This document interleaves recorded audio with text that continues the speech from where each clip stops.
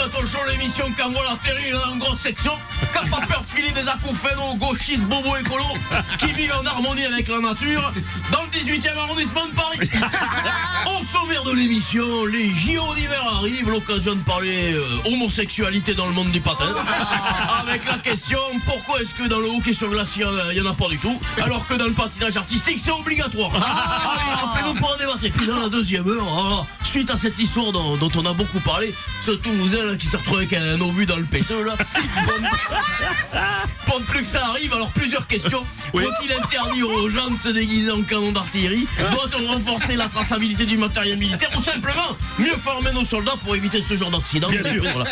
Et puis pour terminer, évidemment, terminer cette belle émission, nous recevrons Bernard Bouzier, anthropologue autodidacte et chef d'atelier chez Noroto, qui viendra nous expliquer pourquoi une bonne femme, c'est comme un moteur PureTech, ça peut te péter dans les doigts à tout moment. Mais d'ici là, appelez-nous au 83 88 et vous gagnerez peut-être 2 places pour le musée du Tréteau à Saint-Vivien-du-Médoc. Mais tout de suite, mon Bruno, on va parler un peu de cette décision-là, cette connerie monumentale là, sur le devoir conjugal. Tu veux parler de cette loi qui abolit le devoir conjugal du Code civil, qui a été votée à l'unanimité à l'Assemblée nationale. Voilà. Comme par hasard, en même temps que la fin des soldes. Excusez-moi. Maman a plus besoin de la carte bleue, tac, on ferme, c'est ça. On baisse le rideau de fer et on se la colle dans le formant jusqu'au prochain solde. Et d'ici là, si ça te gratte, que tu as envie d'y passer la main sous la couette pour rentabiliser le Dunlopilo modèle Palace Queen Elizabeth à mémoire de forme. Et avant, il te fallait un bouquet de fleurs, maintenant il te faut un avocat. Alors je dis non. Non, mais calme-toi. Bon, c'est simplement jusqu'alors, certains magistrats pouvaient l'interpréter comme une obligation sexuelle. C'est un peu malsain. Bon, c'est un peu malsain, arrête un peu là. Et c'est déjà on n'était plus grand chose, maintenant on en est réduit au rang de sestoy. Moi je vais vous dire, mesdames, le sestoy il en peut plus, il a plus de piles. Parce qu'avant c'était la migraine, maintenant c'est le code civil. Il y en a marre. Bon, allez, tout le monde se calme, vous écoutez le Super Moscato Show.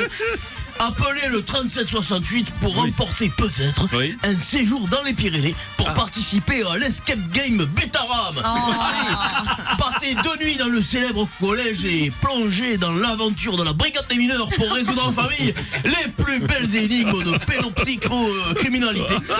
Immersion garantie grâce à la présence de la vraie équipe pédagogique. Voilà, alors dans l'actualité, il y a aussi la suspension du consultant de football Daniel Bravo. T'as vu un peu ce qu'il a dit?